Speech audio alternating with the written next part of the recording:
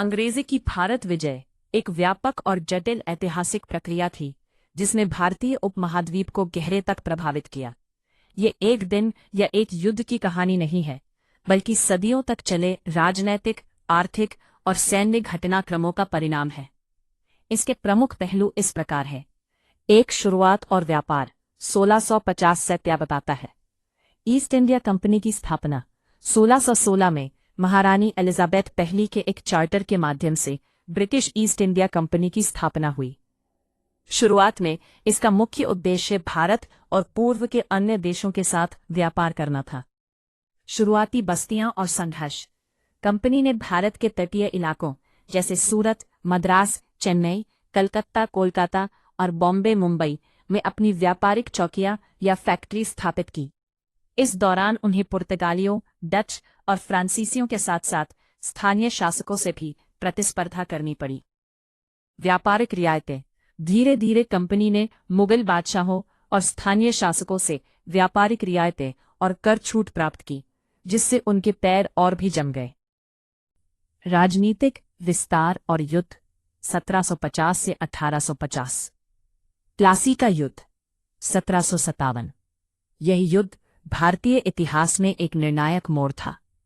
Robert Clive के नेतृत्व में ईस्ट इंडिया कंपनी की सेना ने बंगाल के नवाब सिराजुद्दौला को हरा दिया।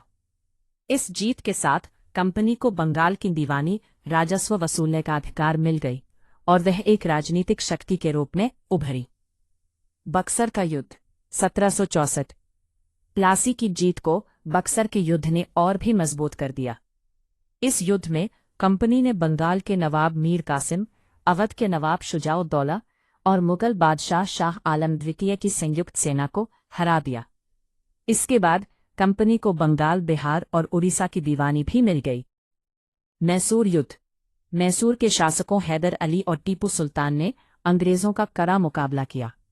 4 एंग्लो मैसूर युद्धों 1747 से 1799 के बाद अंततः अंग्रेजों ने टीपू सुल्तान को हरा दिया और मैसूर राज्य पर अपना नियंत्रण स्थापित कर लिया।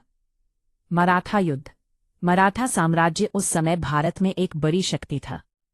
3 एंग्लो मराठा युद्धों 1775 से 1818 के बाद अंग्रेजों ने मराठा पेशवा और अन्य मराठा सरदारों को हरा दिया और उनके क्षेत्र पर कब्जा कर लिया।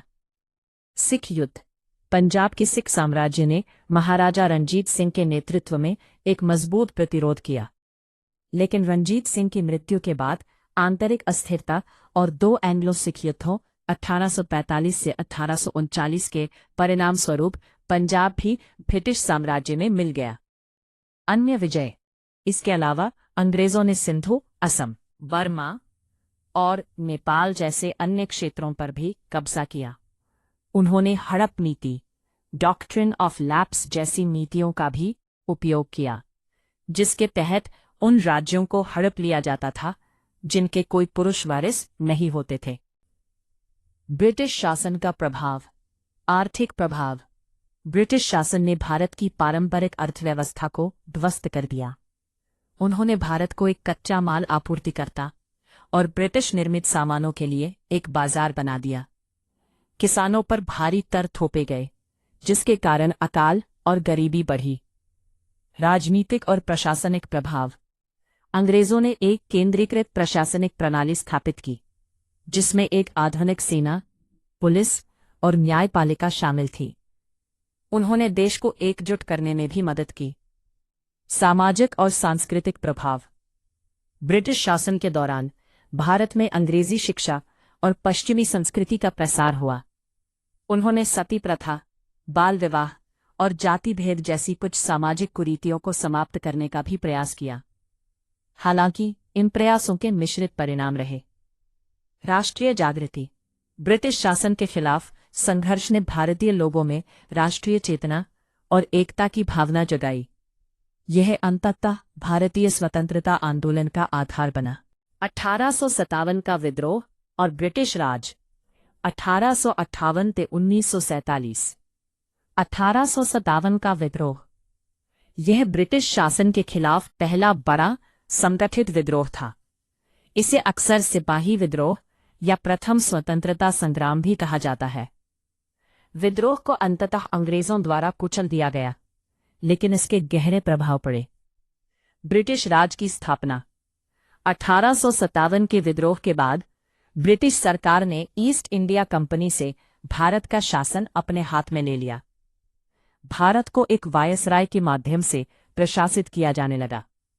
निष्कर्ष: अंग्रेजा की भारत विजय एक लंबी और जटिल प्रक्रिया थी, जिसने भारत के इतिहास, राजनीति और समाज को स्थायी रूप से बदल दिया।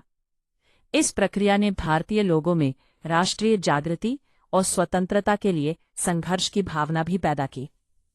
अंततः इस संघर्ष ने भारत को स्वतंत्रता दिलाई, लेकिन ब्रिटिश शासन की विरासत आज भी भारत के सामाजिक, राजनीतिक और आर्थिक जीवन में दिखाई देती है।